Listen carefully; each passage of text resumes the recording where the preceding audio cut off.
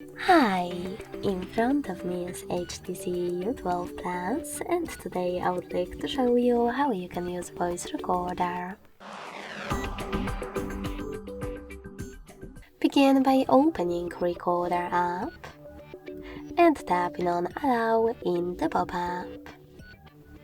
Then Allow in the second one.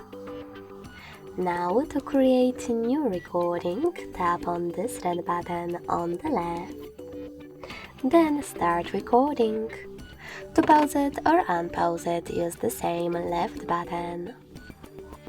To end it and save it though, click on the right one. Now to access a list of all your recordings, click on the top left corner. And as you can see, mine is over here. To play it, click on it.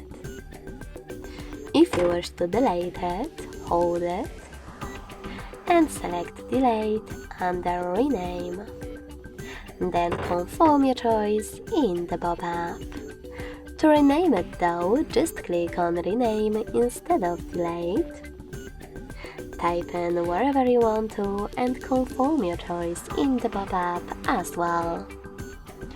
Thanks so much for watching. If you enjoyed this video, don't forget to leave a like, comment and subscribe. Bye!